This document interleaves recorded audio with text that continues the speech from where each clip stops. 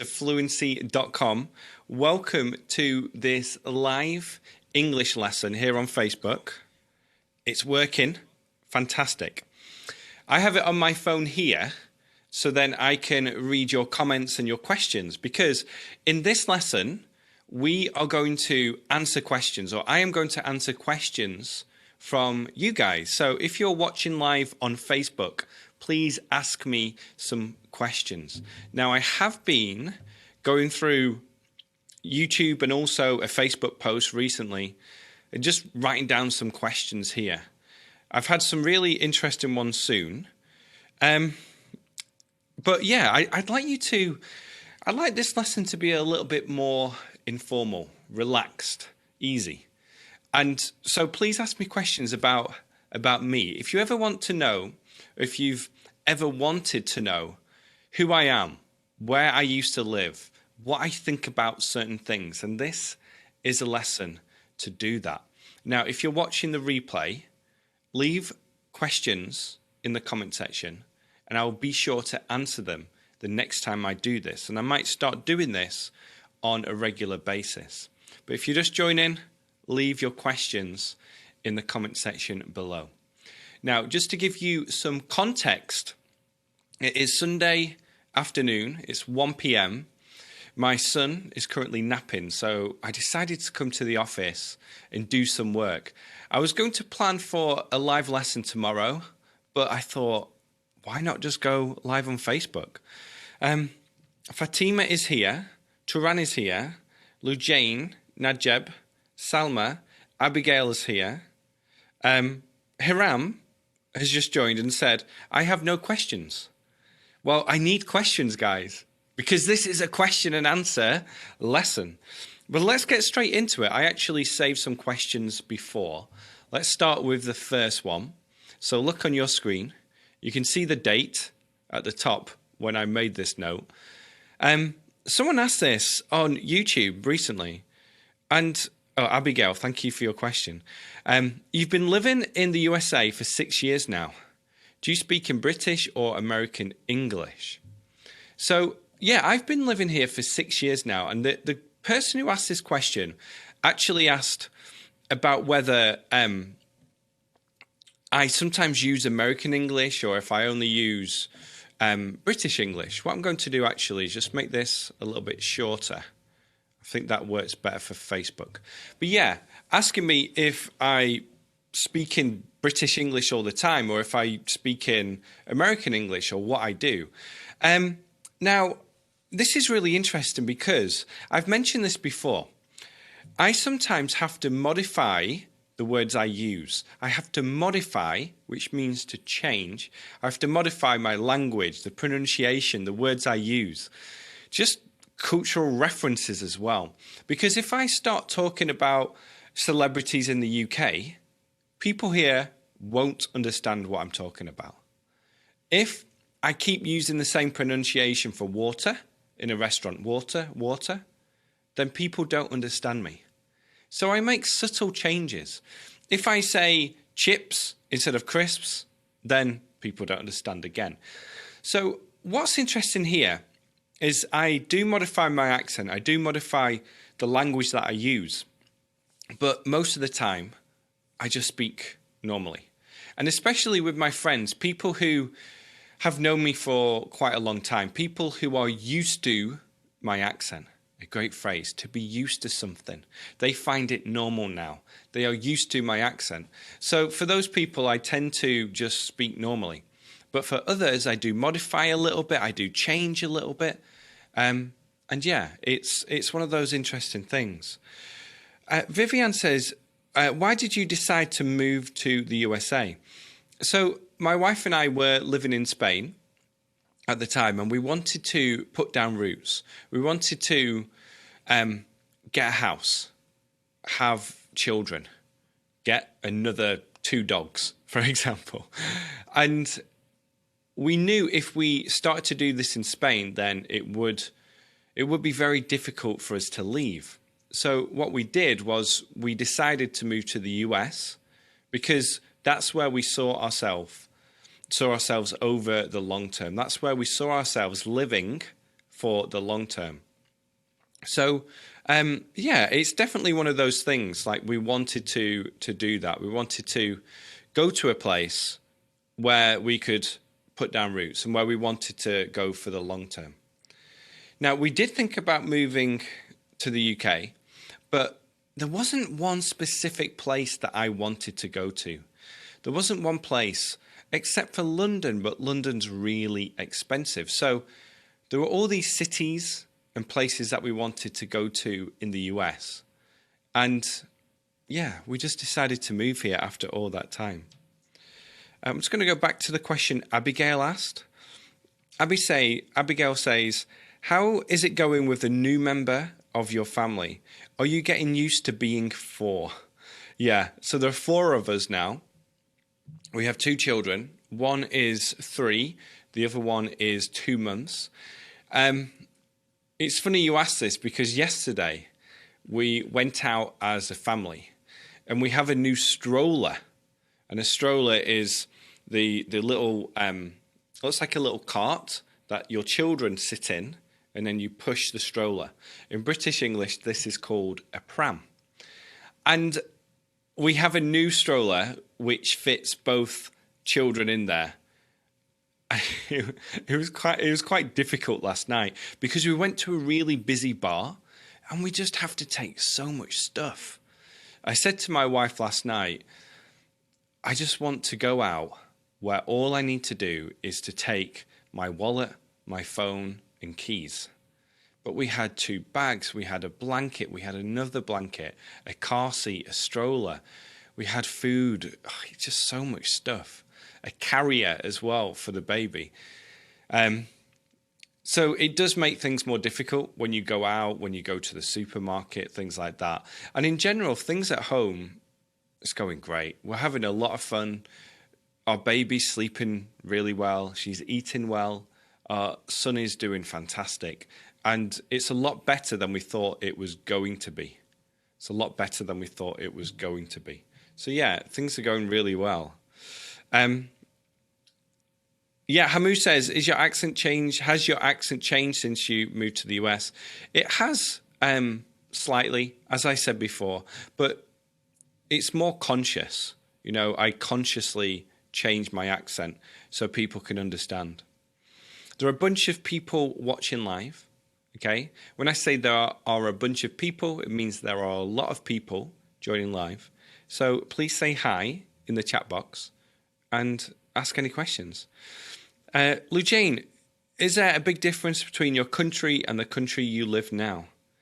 Yes.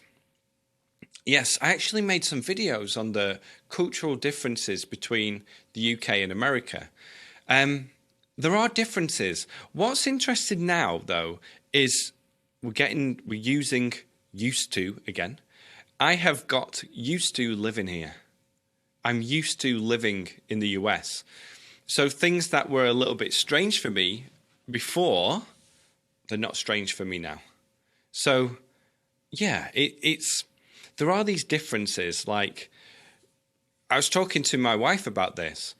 A lot of people in the UK, when they go out, they meet in pubs. They meet in pubs. That's the general place people go. In the US, it's more common to go to a restaurant.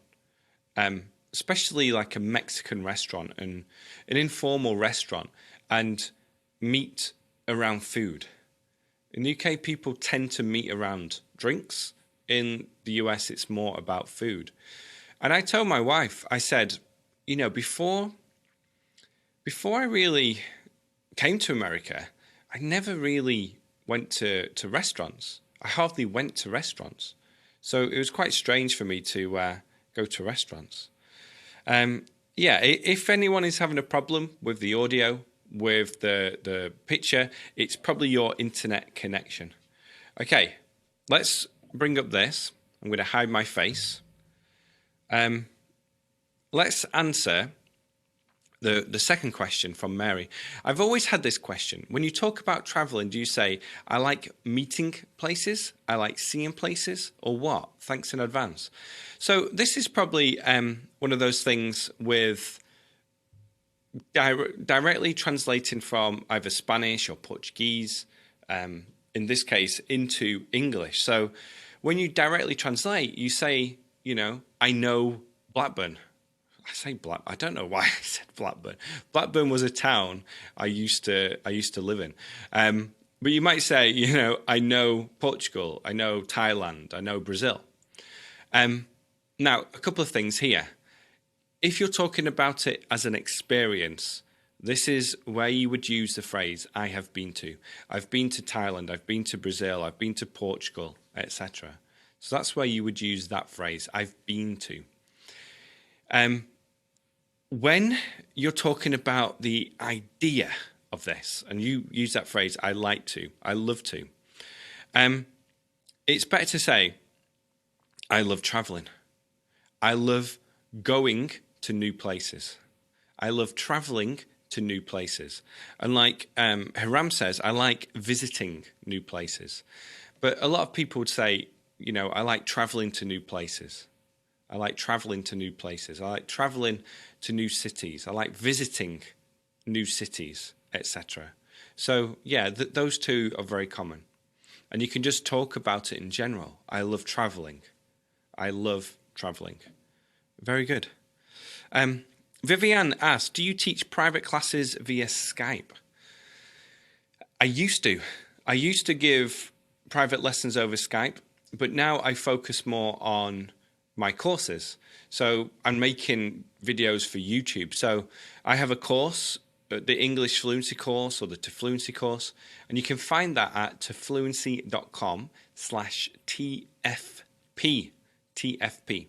And you can check that out there. Now, if you are enjoying this lesson so far, please give it the thumbs up. And also, if you are new here, please like my page on Facebook and subscribe if you are on YouTube. So everyone just give it the thumbs up if you're enjoying it. I can see those coming in now. Can you see all those little... Ooh, isn't that pretty? So if you're watching on YouTube, know this is live on Facebook. Let's go back. Najib had a question. How can I consider myself advanced in English and when I have to upgrade to another level? Yeah, one thing about levels. So, you can say beginner, intermediate, advanced. I made a video on how to test your own English level. Just search on my YouTube channel or just search on YouTube for English level test and you'll find my video there. And this talks about the different levels of English. You have A1, A2, B1, B2, C1, C2. And A1 and A2 are beginner, B1, B2, intermediate, C1, C2, advanced. C2 is proficient, okay? Now, in terms of moving on to the next level, know that every time you do something in English, you're going to improve a little bit. And a good way to think about it is thinking about how can I make lots and lots and lots and lots of those small improvements. Because a lot of time, learners, and I've been guilty of this with my French and Spanish, learners want to say, okay, I'm going to go from intermediate to advanced. And see it as like a really big step, like as one step. But it's not. It's just lots and lots and lots and lots and lots and lots and lots of little steps. Lots of little small improvements that actually help you get to that higher level. So that's a really good thing to think about because then it puts your focus on doing the small things right. It puts your focus on actually doing what you need to do to reach that higher level. Okay? So, yeah, it's one of those things. Free Leon, thank you for sharing this lesson. If you're watching live on Facebook, let me know about this. Share this lesson. Please do it for me. Now, Najib also asked a question about, I'm just going to go back to it, find your question, Najib. How I consider myself to have an advanced level. A good benchmark of this is, and a benchmark means a good test of this, is when you can have a conversation with someone and everything flows. Everything flows. You understand nearly everything they say. And they understand what you say as well. But definitely check out that video. Just search for English Level Test on YouTube and you'll be able to find it there. Bismillah is here saying, I'm always watching and listening. It's really useful. Thank you for being here. Araid, how are you? I am doing fantastic. Hiram, all your videos are useful. Thank you. Let's go back. What's your plan for next year? Asked Bala. Fantastic. What a good question. My plan for next year. In fact, about 3 days ago, I wrote down plans for 2017. And I am at the stage where what I'm doing is this. I am what's called brainstorming. Brainstorming. And this just means writing down lots and lots and lots of ideas. Okay? So not thinking too much about each idea, but just saying, that could be cool. That would be useful. If I learn French, if I focused on YouTube and building my YouTube channel, if I did this, if I went to this conference, if we went traveling here, if we spent 2 months in Europe in the summer, and just thinking about what kind of things I want to do and achieve in 2017. So I'm still in that stage of just writing lots of things down. And then you can go through and think about why you want to do each of these. And I recommend you do this. This is following the 5-step plan. The 5-step plan. If you go to fluency.com/book, and I use this 5-step plan for everything. I use it for my business, for my health, for anything I want to learn. It's really powerful. So step 1 and step 2 is thinking about what you want to achieve and why you want to achieve it. And that's the stage I'm at right now. And then after I do that, I'm going to say, okay, what do I need to do in order to reach these goals? How am I going to do it? And then how am I going to be consistent with it? How I'm going to take consistent action with all of this? So that's such a good question. Such a good question. I really like that. Chad Fishwick is here. Good to have you, Chad. A friend of mine at Real Life English. Check them out. I did a lesson with them, a podcast with them recently. Vivian, I've already shared this lesson on my Facebook. Thank you very much. Could you tell me some phrasal verbs we use on a trip or journey somewhere? I'll have to think about that one. Amir says here from Egypt. Good to have you. Mohammed, thank you very much. Can you tell us what time you'll be online during the week? Yes. So I am going to prepare a live lesson for YouTube tomorrow.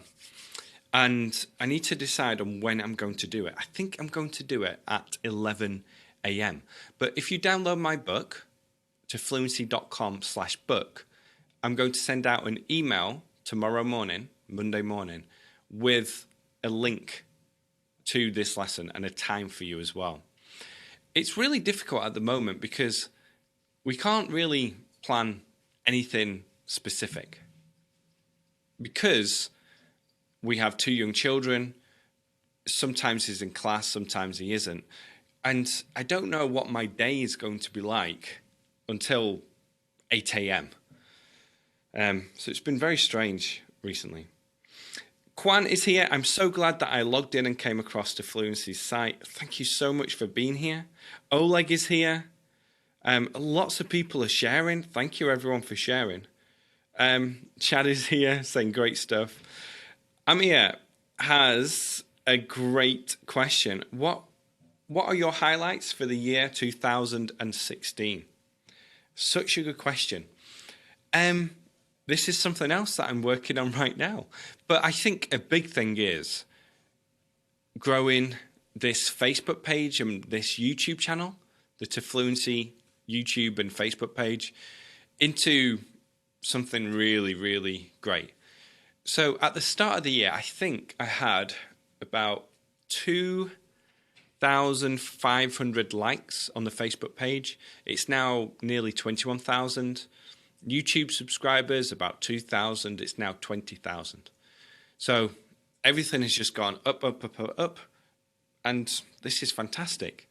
I'm helping more learners. I'm getting great feedback. And this is one of my goals for next year, to just continue this, to continue teaching on YouTube, on Facebook. I also really liked the period of time when I created a lesson every day. There was about 3 months worth of daily lessons when I did a daily lesson to YouTube and Facebook. Obviously, when we had our second child, this was more difficult to do. But, you know, it's something that I might do again in the future. Let's have a look. Mohammed, thank you for those comments. We've got a question here. How do I improve my spoken English? Yeah. So this is a big question. Lots of people, lots of learners, they want to be able to improve their speaking because they feel like they can read very well. They feel like they know grammar. But when it comes to speaking, this can be quite difficult. And there's a lot of advice I can give you here. I did make a lesson on this on YouTube where I really gave you lots and lots of tips about how to do this, but I'll give you a couple now. Firstly, a great thing to do is to mimic proficient or native speakers. So you mimic, you copy English speakers. And what you can do is you can listen to audio, a sentence, pause it, repeat it, and then record it as well. And when you record yourself speaking, you can then take your version and then take the original version and compare the two. What you're doing with this is super powerful because you're building up your fluency, you're learning vocabulary as you do this, you're learning grammar and sentence structure, and that's why you should always learn through sentences. And you're also improving your pronunciation. So just think about that. Also, your listening. You're improving your listening because you're listening to audio. You're improving your vocabulary, your grammar, your speaking, your fluency, and also your pronunciation. And it's just fantastic practice. A lot of people think that they have to just constantly have conversations, to be constantly talking in English and having conversations to improve their speaking. But you can do this in a very specific way at home, using that method where you take some audio, you listen, you repeat it, you record it, and you compare it. It's a really, really powerful method. But if you go to my YouTube channel and just search, to fluency.com/speak-English, I've made a full video on that. And I'll leave links in the description after this lesson. Let's go back to the comments. Lisa, Merry Christmas. Thank you for that. Yeah, I'm going to make, hopefully, a special Christmas video for everyone. Raid, I wish I could speak English like you. I read that because it's a great sentence. I wish I could. I wish I could do this. I wish I could do that. I wish I could speak English like you. Fantastic. I'll come back to that, Khalid. What kind of things do you like from your YouTube channel? Sebastian asked that question.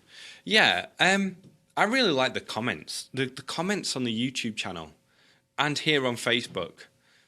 Just fantastic to read those comments. You know, I read every comment that I receive. I don't always respond, but I always read every single comment. And the comments are just great. You know, to receive positive comments from people, it's such a special thing. So thank you everyone for your comments. If you have, if you've left comments for me, yeah. Sebastian, how's life at home? Yeah, I just talked about this before. It's a lot of fun. It is a lot of fun. One difficulty at the moment is that it's so cold outside. Okay, it's really cold outside. So that means that we can't play out as much. We can't go on the trampoline. We can't hang out outside to hang out. We can't hang out outside because it's minus 5 degrees Celsius at the moment. So we have to do everything inside with our kids, and we have quite a small living area. So therefore, it feels very small. And a great phrase, everyone is on top of each other. Everyone is on top of each other. So it can be quite difficult. It can be quite difficult. Regina says, let's have a look. I'm going to read this comment. You should not think about grammar when you speak. Your speaking should be natural. When you speak, for example, in German or Italian, you do not think about grammar because these languages are mother languages. That is all. Yeah, that's what I'm saying. So when you repeat sentences, you're learning grammar without thinking about it. When you are repeating these sentences, you're internalizing it. It's becoming natural to you. A good example I always talk about is this.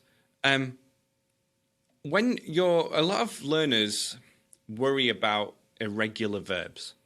They panic. They think, oh no, it's an irregular verb, therefore it's hard. And this is grammar. We're talking about grammar here. But think about the verb to be.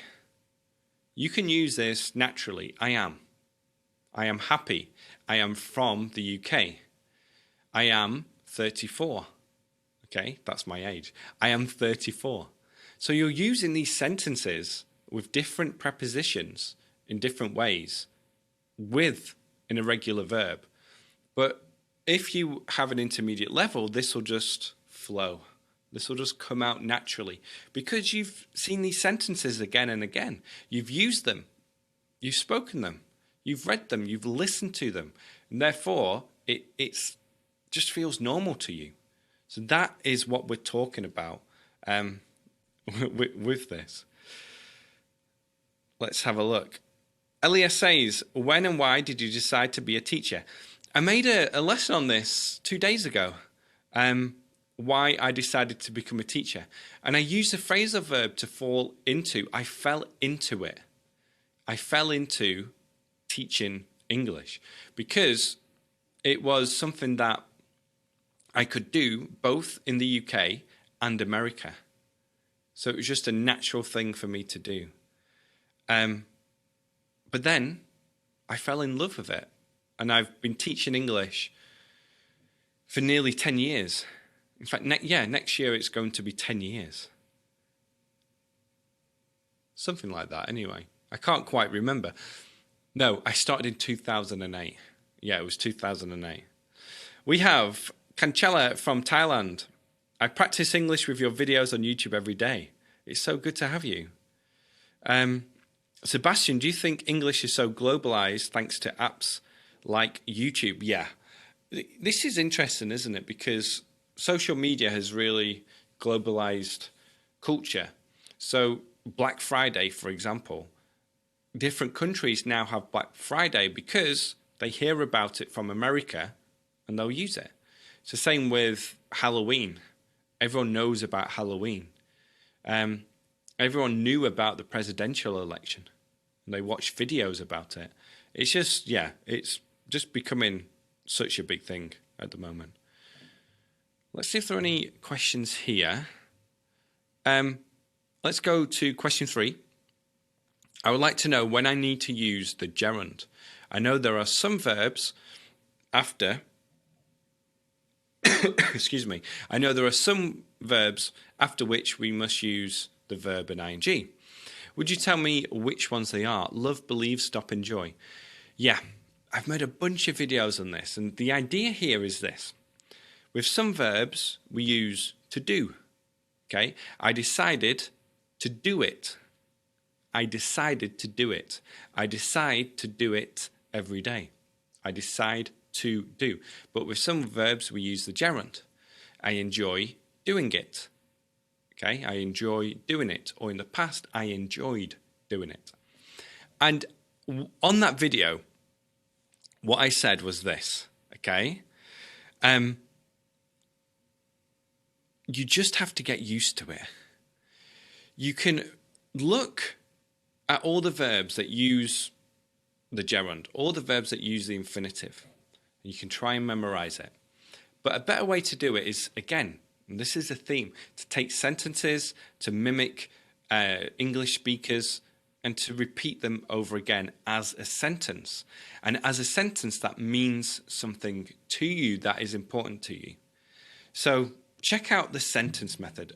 This is something I've talked about on the blog, to fluency.com/sentence.method.english, I think. If you just search to Fluency sentence method, you'll be able to find it.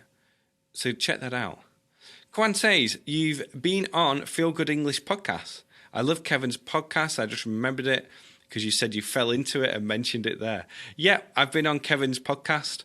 I'm also going on a guy called Craig's podcast very soon. We had the interview last week.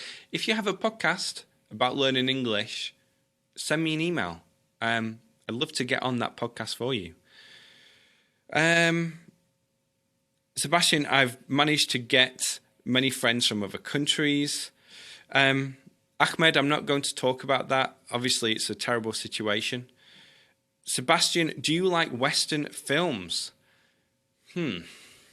Western films. I used to like Western films. I used to watch them as a kid. Actually, I met a guy from the Netherlands who, this was a long time ago when we were in France. I was probably 12, 13, something like that, maybe a little younger, 11 or 12, 13. And he spoke fantastic English. And I remember us asking him, how do you speak English so well? And he said, I love Western films. And he just watched and watched and watched Western films. It's really interesting. But I haven't seen one for a while. I haven't watched one for a while. Alan is here. Alan from Scotland. Alan, post your YouTube channel for people to check you out. Do you play video games? This is another one. I used to play video games, but let's think about it. I used to love wrestling games when I was younger, football games, especially Championship Manager, which is now called Football Manager. And this is where you are a manager of a football team and you manage them. And it's all about the statistics. You don't actually play a football game, but you're the manager of a game. And yeah, I used to really enjoy that. But I haven't played one for a long time. I really get hooked on computer games. So if I play one, then I'll play it for, all the time. In fact, this is pretty funny. When I was living in Valencia, my wife and I, we had this apartment and she had to wake up, I think it was about 7:30 a.m. And I knew her alarm was going to go off. Okay, great phrasal verb, to go off. Her alarm was going to go off at 7:30 a.m. And she went to bed at about 10:30, 11, and she said, come to bed soon. And I said, okay. But I was playing this game, this football game. It was terrible, but it was very addictive. And it was about 7:20 a.m.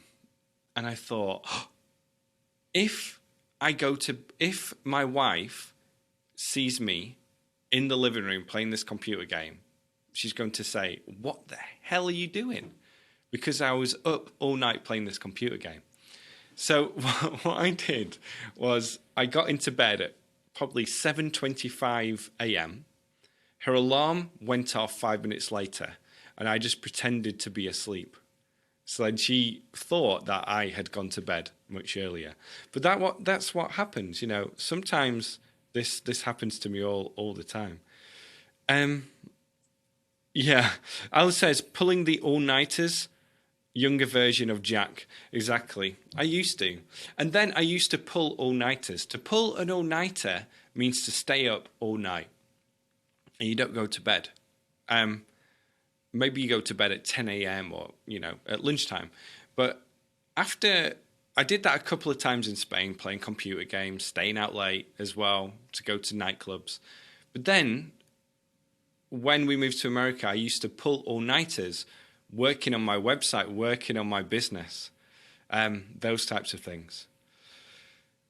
Jamie has a great question here. As a teacher, do you usually feel frustrated when your student or some of them are not making good progress? Such a good question. So yeah, do I get frustrated when my students don't make progress? I used to get frustrated a lot teaching in language schools because we were very limited on what we could do to help our students. It wasn't always that easy to help our students because we used to have 12 students at a time. We only saw them twice a week for 40 minutes. And it was very limited what we could actually do with this. And then when I taught one-to-one lessons, I used to get frustrated sometimes with certain students because every lesson they would say, English is so important to me. I really need to learn English. And then I would give them really interesting projects to do, really interesting homework, and they didn't do it. They didn't spend any of their time learning English. And with some students, what I did was I tried to get them hooked on, to be addicted to be really interested in. I tried to get them hooked on a TV show or a book, something like that. And it worked with some students. There was one student who got hooked on the TV series Suits, Suits. So it's like the suit that you wear, but with an S at the end, Suits. And that really worked. It really worked. Because he wanted to watch it all the time. And then we talked about it in the lesson. And then I took transcripts and brought that vocabulary into the lesson. So that really made a big difference. Sebastian, what advice would you give me for my future dreams? Dream big, take action, and stay consistent. And download my book, The 5-Step Plan, to fluency.com/book. That's what it's all about. Felix, I try to get home from parties before my wife arrives from work. Yep. In your opinion, which accent, British or American, is easier for us to learn? It just depends on your preferences and what experience you've had with it. I don't think there's one that's easier than the other. And there are also different varieties within the UK. For example, Alan is from Scotland. I'm from Preston. People are from London, Newcastle, Liverpool, and the accents really differ. And in the US, the accents really differ as well. I just have fun with it. Try both, learn both. If there's one that in particular that you want to have, then focus on that one. Let's have a look. I'll come back to that. Hamu says your blue shirt suits you well. Thank you very much. Okay. Oh. Have you thought about any new language? Yeah, I'm learning French right now. I'm learning French. I'm actually doing the exact same thing I tell you to do. I am taking sentences in French, listening to them, repeating them, writing them down. I'm just doing this for about 20 minutes every day. I have a goal of learning French to an intermediate level by next year. And this is a goal that I can sustain. It's a goal that's attainable and one that helps me focus on other things as well. But I'm going to talk more about that in future lessons. Let's have a look. Rabar asked a question about when he or she, I don't quite know, is talking face-to-face in English. every word and sentence goes from your mind. This happens. Speaking is difficult. Speaking is having a conversation where you have to think really quickly and speak really quickly, in most cases. Therefore, it can be difficult to actually get to that stage where you can do this. And it just comes with practice. So when I say repeat those sentences and using that audio and the mimic method we talked about before, that helps you just say phrases naturally, okay? If you just learn the phrase, I'm from the UK, or, better example, I'm from Spain, I'm from Spain, I'm from Spain. Someone asks, where are you from? I'm from Spain. It just comes out fluently. But you need to also put yourself into situations where you're practicing this. It's a little bit like training for sport or like playing football. Let's take Paul Pogba as an example. He will practice things in training. He will practice 100 penalties. He will practice 200 free kicks. He will practice headers. He will practice passing, tackling, sprinting. But when he plays a game, he needs to play lots of games in order to help put everything together, in order to be able to do those things in a game situation. And that's similar when you're learning English. You can practice at home, practice your sentences, but when you have a conversation, it's like you're practicing everything together. Abd says, who do you support? Talking about football. I support a team called Preston North End. Let me see if I can. I don't think I can. I was going to share my screen. But I support a team called Preston North End. And actually, they played on television yesterday. And they beat Blackburn Rovers 3-2. It was a fantastic game. They are in the second division, below the Premier League. And they might do okay this year. They're doing quite well, about 10th. And hopefully they'll get in the Premier League. And I can watch every game live. So, Preston North End. I used to go to the games all the time. My dad used to take me. We got free tickets for a long time. But I haven't been for years. I haven't been to a game for a long time. Probably 7 years or so. I'm not quite sure. But maybe we went one time when we visited. But the problem is we usually visit in the summer and they don't play any games then. So I haven't been for a long, long time. But as I say, if they get promoted, which means go up the division to the Premier League, it means I'll be able to watch them live on television every game. Okay, I'm going to have to go because I'm going to speak with my family on Skype. I'm very excited about it. But guys, have you enjoyed this lesson? Please let me know if you have. And obviously, if you have, give it the thumbs up and share it with anyone who needs to learn English in this natural way, who wants to get advice about learning English, and anyone who would benefit from my lessons. So everybody, thank you so much for being here live. Thank you if you are watching the replay. If you're watching on YouTube, just click over here somewhere to watch another lesson or subscribe to my channel. And be sure to check the links in the description for all the things that we talked about. Okay, everybody. Again, thanks for being here. Speak to you next time.